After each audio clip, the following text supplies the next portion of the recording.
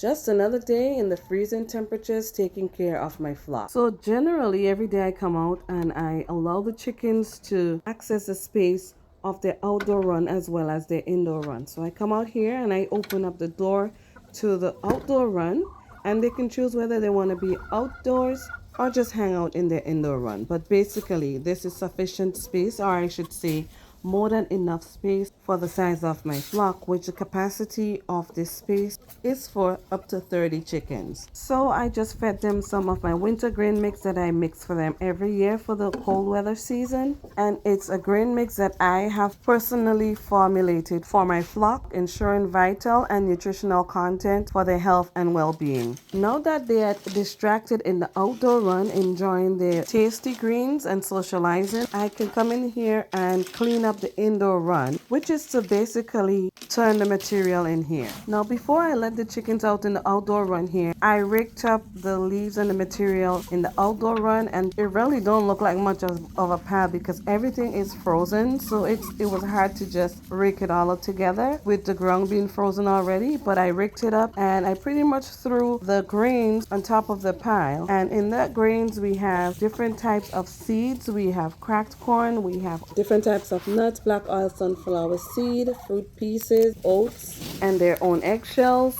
which we use as a source of supplemental calcium. And we also add some mealworms in here as a source of protein, especially at this time of the year when the bugs are not as abundant as in a warmer season. So this mix is formulated to continue getting healthy eggs for the chickens that are still going to be laying through the winter. It's going to keep their bodies warm because they have to work harder to digest it because of the hulls on the shells, and to support proper nutrition together with their feed.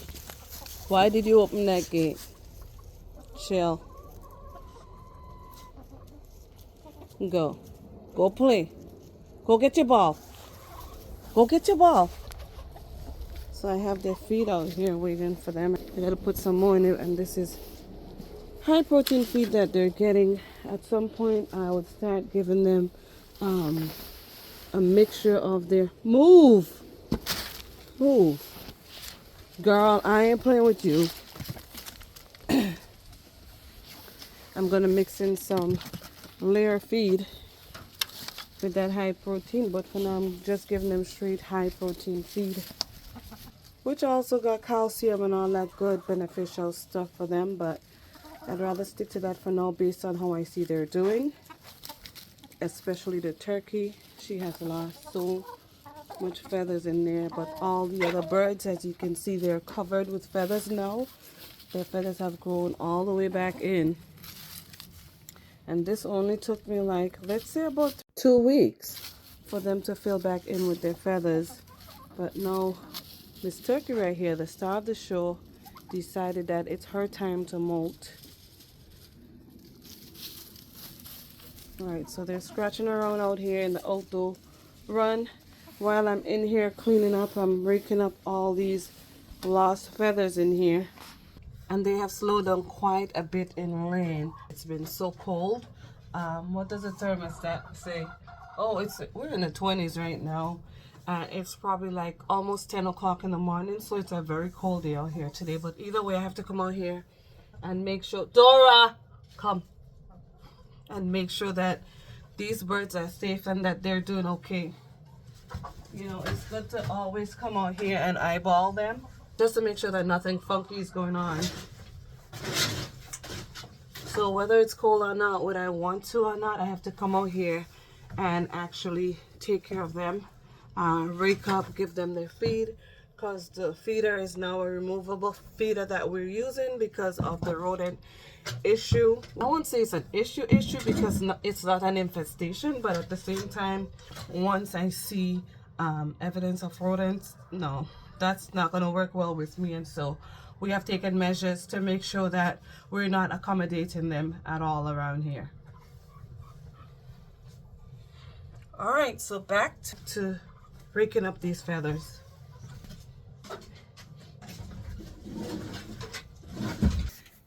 So this material is all chicken droppings. So even when we take this out, when we remove all this dust and material in here, that also needs to be composted because it's always fresh poop in there. that need to break down to get rid of the urea before we apply it to our garden beds or any garden space that we intend to grow in. These are some leaves that we've collected during the fall season. So I'm just gonna spread it and we have them stored up. We have about 9 bags of dried leaves in here that we have collected and shredded. See how fine they are? So I'm gonna spread that around in here as bedding for these birds.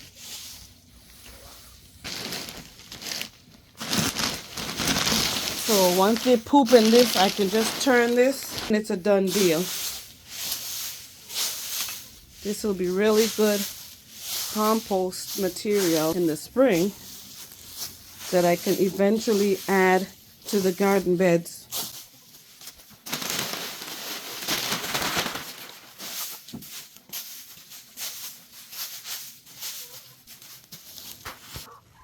Look at them, they had enough.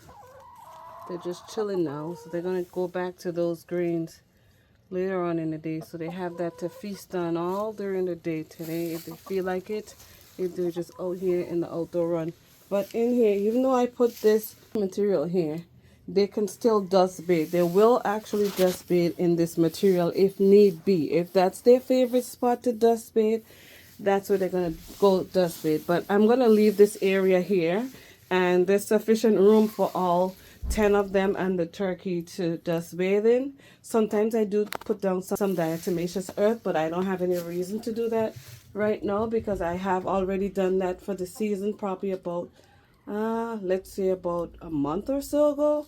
So I won't need to do that till probably the springtime. I don't put it down often, but I use it as a preventative measure for external parasites. I do also add it when I am making the wintergreen mix, so there's some diatomaceous also in those greens. And the purpose of that is to keep any bugs from harboring in the bins where the greens are stored. Now most of the indoor run space is covered with this leaves, and so is the coop, which is filled with feathers. I haven't turned this as yet. Look at that, all that good chicken poop, filled with chicken poop and wood shaving and dried leaves, and there's just a whole lot of good stuff going on in here. And these birds only come in here at night time to roost when it's time for them to sleep. Other than that, they spend all day down here. Or even if one of them want to go use one of these nest boxes up here, they'll come in, use the nest box, and then they'll come right back down and hang out in the indoor run space or the outdoor run space right here. Oh, actually I need to put their you be doing too much, go play. I gotta put their feed in there.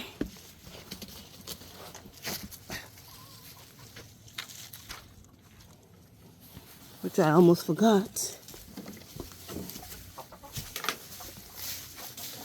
Just sit it right here. I should make a hanging mechanism for it, but I haven't done that yet. That's actually what I usually do. Have it hanging. But the indoor run is nice and clean. They have access to their water. They're curious. They're in here checking out what's new going on in here in their space.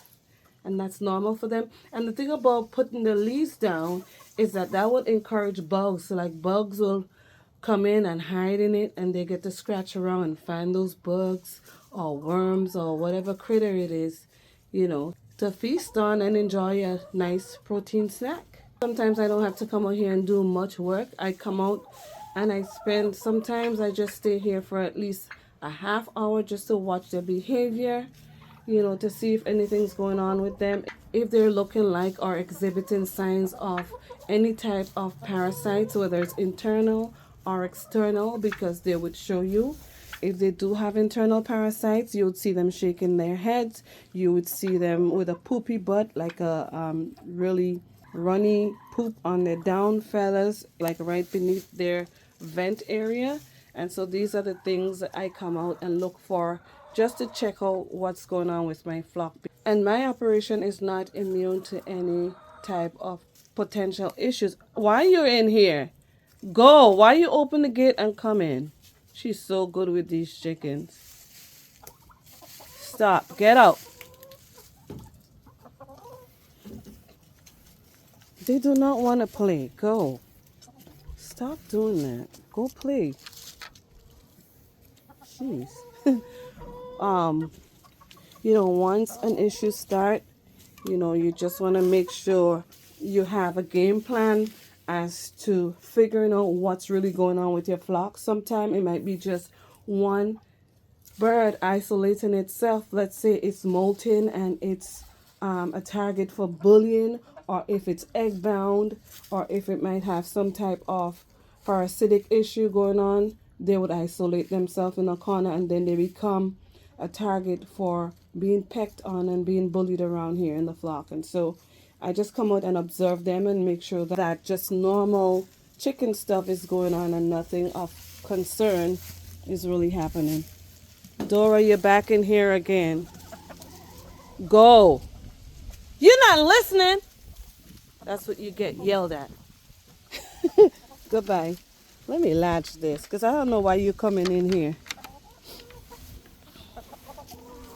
She just want to be the star of the show, but it ain't about you today, girl. But yeah, I just love being out here with them.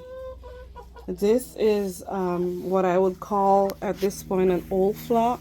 So I am getting ready to get a new batch of layers. Hopefully I'm able to get only 6.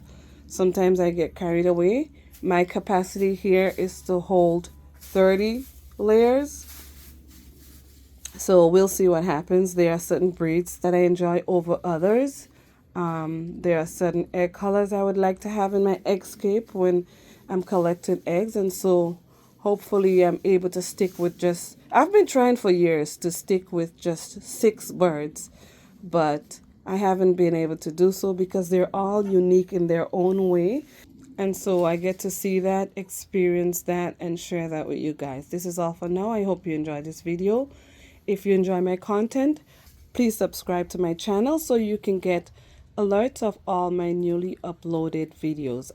And don't forget to hit the like button on this video and share if you please. As always, thank you for watching, and I'll see you again next time right here on Fifi's Urban Homestead and Lifestyle.